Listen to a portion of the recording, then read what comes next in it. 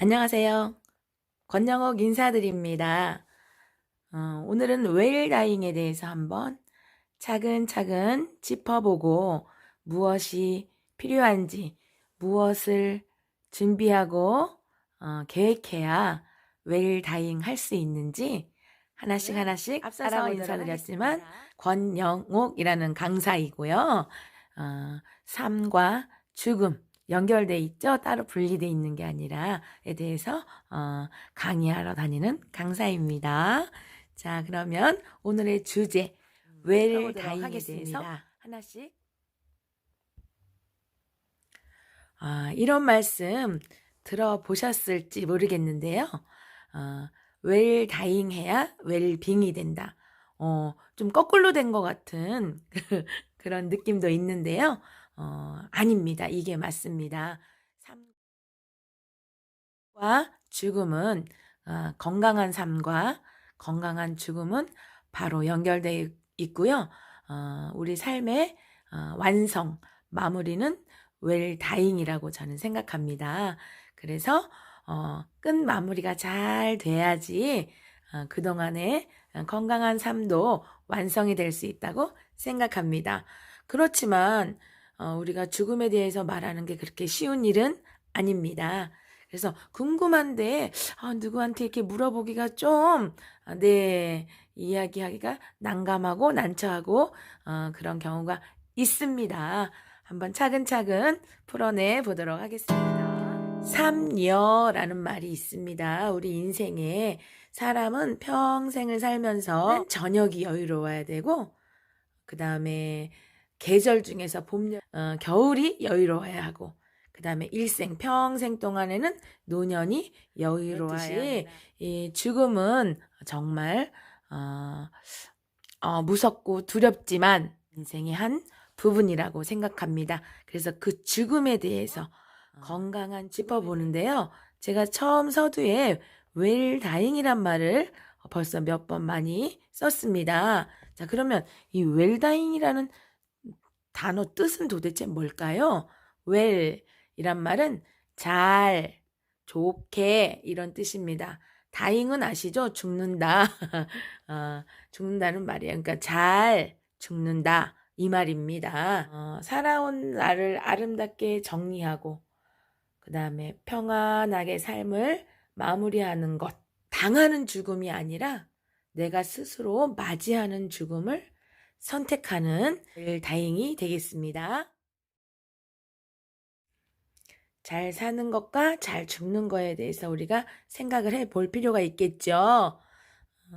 죽음을 얘기하면서 자꾸 사는 얘기를 합니다. 다시 말하면 전에 앞면과 뒷면이 따로 떨어져 있을 수 없는 것처럼 이것도 떨어져서 생각할 수 없는 부분이기 때문입니다. 그래서 생텍쥐베리는 이렇게 말을 했어요. 산다는 것은 서서히다. 네, 공감합니다. 자, 그러면 첫째, 몸의 준비, 몸의 변화를 받아들여야 됩니다.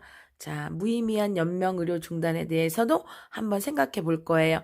마지막 부분에 요게 좀 중요한 부분이라 요기겠습니다. 호스피스 활용과 장기 기증을 생각해 본다. 네, 요거는 그다음에 마음의 준비. 죽음은 끝이 아니라 새로운 출발이고 모두가 성장하고 할 수 있는 소망의 단계임을 마음속에 새겨본다. 자, 세 번째는 법적 준비, 실질적인 준비 들어가죠. 법적 준비에는 유언장과 상속을 꼼꼼하게 챙겨야 되겠습니다. 자, 그 다음에 네 번째는 장례와 장묘 준비를 내가 원하는 어떤 방식으로 본인들이 원하는 방식을 한번 생각해 보고요. 그거를 나타내야 되겠죠. 나는 이렇게 해줘. 나는 이렇게 할 거야. 라고 준비를 하시면 되겠습니다. 그 다음에 다섯 번째, 사별의 아픔을 나누기.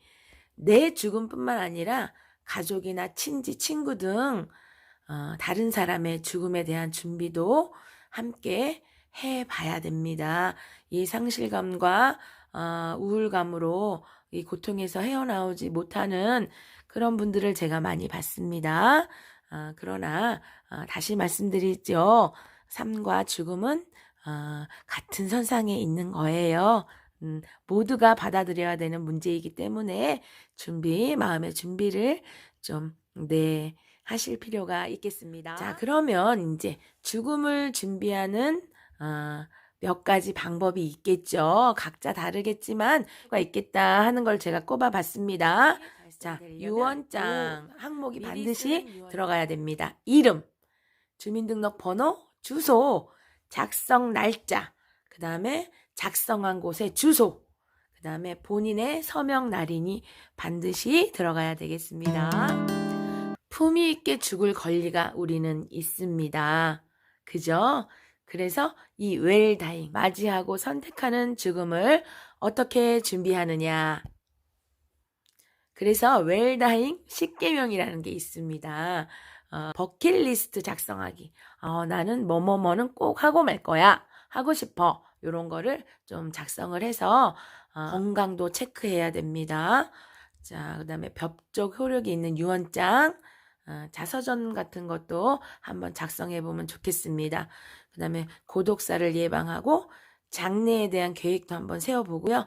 그 다음에 나를 한번 돌아보는 자성의 시간도 가져보고 마음의 빛도 청산하고 자원봉사도 좀 하고요. 자, 그 다음에 추억의 물품도 따로 이렇게 보관해 두고 제일 중요한 거 사전 의료 의향서를 작성하기. 네, 그래서 버킷리스트 중에서 내가 하고 싶은 거를 이렇게 간단하게 제가 작성을 한번 해봤습니다. 여러분 선생님들도 한번 이렇게 어떻게 살아야 잘 사는 걸까요? 삶의 기쁨을 연습해야 됩니다. 연습이 필요합니다. 삶의 기쁨을 만끽하는 것도요. 있음에 감사하고 이웃이 내 곁에 함께함을 감사하고 아름다운 자연을 내가 내 눈으로 바라볼 수 있음에 감사함에 내게 주어진 것을 나눌 수 있음에 감사하고 이 모든 것을 그때그때 다 누릴 수 있음에 감사하고 이런 게 삶의 기쁨을 방법을 배우는 연습입니다. 그리고 용서와 화해가 빠질 수 없겠죠. 내 마음이 편해집니다. 네, 그래서 용서와 그 다음에 화해를 꼭 하셨으면 좋겠습니다. 죽음은 우주로 떠나는 여행이다 라고 죽음학자 엘리자베스 퀴플러 로스가 말씀. 삶과 죽음은 동전의 양면처럼 뗄래야 뗄 수 없는 그런 관계다. 죽음은 인간 최후의 성장 단계, 끝이 아니라 최후의 성장 단계이며 우주로 떠나는 여행입니다 라고 얘기했네요. 소중한 사람에게 편지도 한번 써보고요. 배우자가 있겠고 자녀가 있겠고 친구가 있겠고 그 외에 지인이나 하는 편지를 쓰고 싶은 사람에게 한번 편지도 써보는 것도 추천드립니다. 이 말을 할 때는 조금 눈물이 핑 돌기도 하는데요. 이 세상 소풍이 끝날 때 나의 모든 것을 맡길 수 있는 단 한 사람의 이름을 여기 한번 살짝 적어보시기 바랍니다.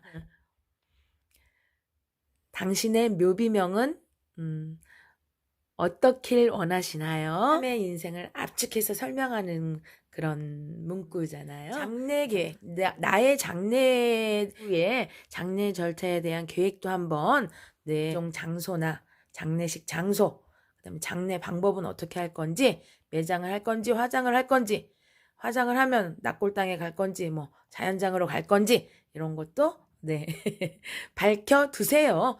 네, 그 다음에 꽃장식은 어떻게 할 건지, 좀 디테일하죠? 괜찮습니다. 디테일하게 한번 해보는 거예요.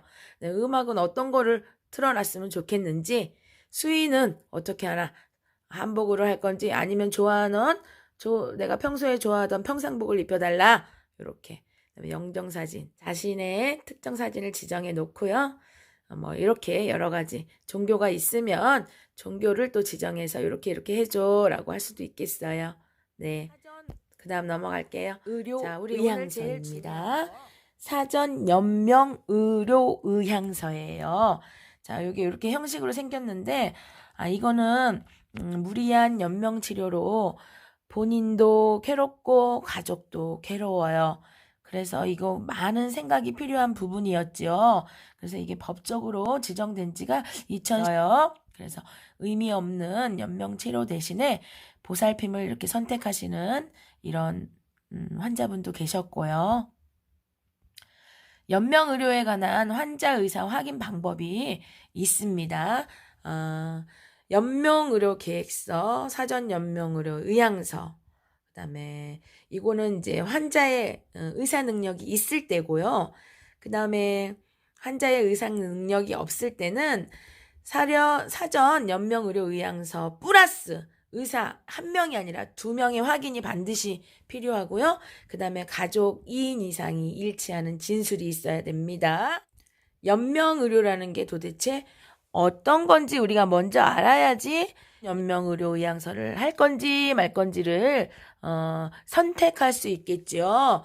자, 그러니까 연명의료 의향서는 이런 거예요. 심폐소생술, 혈액투척, 항암제 투여, 인공호흡기 착용, 그다음에 체외 생명유지술, 수혈, 혈압상승제 투여, 그 밖에 연명의료, 이런 게 연명의료입니다. 연명의료는 임종 과정에 있는 환자. 자, 그러면 임종 과정이라는 건 무엇이냐? 회생 가능성이 없고 치료에도 불구하고 회복이 되지 않은 급속도로 증상이 악화되어 환자가 임종 과정에 있는 환자입니다. 사망에 임박한 상태를 말하겠죠. 연명의료 결정은 임종 과정에 있는 환자에 대해서 환자의 상태에 대한 의학적 판단이 반드시 필요하고 중요합니다. 회복 불가능 의학적 판단을 전제로 한다는 것. 연명의료 결정은. 자, 그래서 요거는 존엄사하고 안락사하고는 다릅니다. 환자의 고통을 덜어주기 위해 생명을 인위적으로 종결하는 행위가 아니라는 것입니다. 그럼 사전 연명의료 의향서는 어떻게 작성, 어디서 작성, 누가 작성해야 되는지 하나하나 짚어보도록 하겠습니다. 임종이 예측되는 환자가 되었을 때를 대비하여 무의미한 연명의료 중단 결정이나 호스피스 이용 계획에 대한 뜻을 미리 밝혀두는 문서가 바로 사전 연명의료 의향서입니다. 19세 이상이면 누구나 외국인도 작성 가능합니다. 어디서 그러면 작성을 하나요? 어디서? 자, 사전연명의료의향서는 사전연명의료의향서 등록기관에서 작성을 할 수 있는데요. 우리가 쉽게 접할 수 있는 곳은 국민건강보험공단입니다. 자, 어떻게 작성하나요? 어떻게? 연명의료의 시행법에 대해서 이런 사항을 작성을 하는데요. 자, 어떻게 작성하는지 하나씩 짚어보도록 하겠습니다. 인적 사항을 직접 기재해야 합니다. 거기에 우리가 몇 가지 필수적으로 꼭 반드시 본인이 기재해야 된다는 거. 그 다음에 호스피스 이용에 대한 의향을 확인하는 난이 있습니다. 체크하셔야 되고요. 그 다음에 등록기간의 6가지 설명사항을 확인 후 작성자의 서명을 기재하고 서명 날인을 반드시 하여야 합니다. 여기서 등록기간의 6가지 설명사항이라는 거는 이런 거 있잖아요. 연명의료의 시행 방법 및 연명의료 중단 등 결정에 대한 사항, 이렇게 좀 6가지가 있습니다. 이거 이 접수를 받는 담당자께서 반드시 이 작성을 하러 온 작성자에게 설명을 해 주셔야 됩니다. 이 설명을 안 듣고 하면은 이것도 효력이 없습니다. 자, 그 다음에 사망 전 가족의 열람 허용 여부를 선택할 수 있고요. 등록 기간 및 상담자 정보를 확인하고 작성자가 서명 기재 및 서명 날인을 해야 합니다. 이렇게 한번 작성했으면 변경할 수 없느냐? 아닙니다. 변경 철회 가능합니다. 자, 이 작성 등록 기간을 찾아가서 할 수도 있고요. 그 다음에 이런 경우에는 효력이 없어질 수도 있습니다. 어떤 경우에는 자, 본인이 직접 작성하지 않았을 때, 그 다음에 본인의 자발적 의사가 아니었을 경우, 그 다음에 이런 사전 설명에 대한 그 담당자로부터 설명을 정확하게 듣지 못한 경우, 그 다음에 사전 연명 의료 의향서를 작성했으나 다시 마음이 바뀌어서 연명 의료 계획서를 작성한 경우에는 효력이 상실됩니다. 연명 의료 계획서가 작성됐을 때 연명 의료 의향서가 효력이 없어진다라는 거예요. 자, 이렇게 환자의 결정이 존중되는 환경, 삶의 마지막을 준비하는 문화가 널리 확산되고 보급돼야 된다고 생각합니다. 지는 해가 더 아름다운 이유는 세상의 모든 것을 뜨겁게 안고 내일의 희망을 안고 사라지기 때문입니다.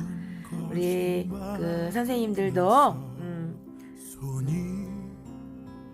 말 그대로 웰 다잉 할 수 있어서 웰빙, 웰리빙의 완성을 이루셨으면 좋겠습니다.